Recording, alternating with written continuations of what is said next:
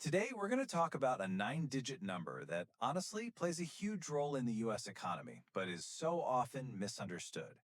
It's called the Individual Taxpayer Identification Number, or ITIN. And let me tell you, it is so much more than just a tax code. For millions of people, it's a key. So let's start with the basic problem this thing was created to solve. Think about it. The US tax system requires everyone who earns money here to pay taxes, no matter their immigration status. But what if you can't get a social security number? How are you supposed to actually follow the law and file your taxes? Well, that's where the ITIN comes in. It's the official tool the IRS created to bridge that exact gap. Okay, so at its heart, an ITIN is simply a tax processing number. The IRS issues it for one main reason, and one reason only: to make sure people without an SSN can file their federal taxes. That's it. It's all about tax administration. And this right here is probably the most important thing to get straight. An ITIN comes from the IRS, and it's just for taxes. An SSN, on the other hand, comes from the Social Security Administration, and it's for work, benefits, all that stuff. So the bottom line is absolutely critical. An ITIN does not give you permission to work in the US. It is strictly a tool for paying your taxes. All right, so how do you actually get one of these? Well, the process is pretty specific, and you have to have your ducks in a row with the paperwork. Let's walk through it. The whole thing kicks off with this form right here, the W-7.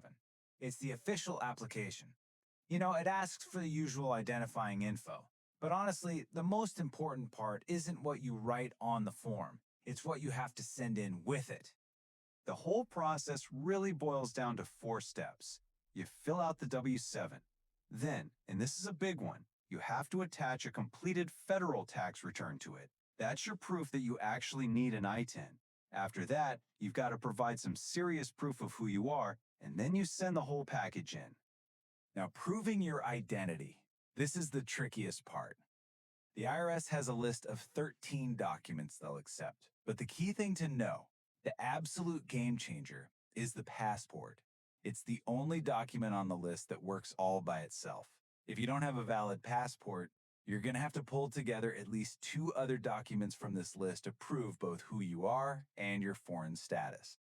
But here's where this whole story takes a really fascinating turn. Because even though the ITIN was created just for taxes, it has accidentally, kind of organically, evolved into something way, way bigger. It's found a new life in the financial world, and that has had massive consequences. Yeah, this is the part nobody really planned for. A tool that was just meant to help with tax compliance has now become a de facto key to the entire US financial system for millions of people. So what does it actually look like? Well, banks and especially credit unions started to see the ITN as a perfectly good ID number, and that opened the floodgates. Suddenly, people with ITNs could open checking and savings accounts, get car loans, and, get this, even apply for credit cards, which meant they could start building a US credit history. And that last part, the ability to build credit, that might just be the most powerful, non-obvious thing an ITIN can do today. It literally transforms a tax number into a tool for creating a verifiable financial identity in the US. Let that sink in for a second. It means that the big credit bureaus, Experian, Equifax, TransUnion, they will actually create a credit file for you based on nothing more than an ITIN. It's a system that lets people prove they're reliable with money over time. And hey, don't just take my word for it. This quote from creditcards.com lays it all out.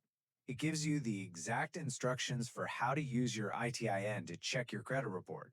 It's right there in black and white. This system is set up to recognize these numbers. Okay, but this new role also brings up some really serious questions, especially around privacy and risk. I mean, while the ITCIN is opening some doors, a lot of people are worried about what other doors it might be unlocking. So, on paper, the IRS has some very strong privacy rules. Section 6103 of the tax code is basically a firewall. It says that your taxpayer information is confidential, and the IRS is generally forbidden from sharing it, even with other government agencies like immigration. That's the million-dollar question, isn't it? Because while that rule seems pretty clear, there are exceptions. And there are some very real concerns that create this constant tension between the promise of privacy and the potential for enforcement. So here's the catch. That firewall isn't bulletproof. The law does allow the IRS to share information if there's a federal court order for a criminal investigation.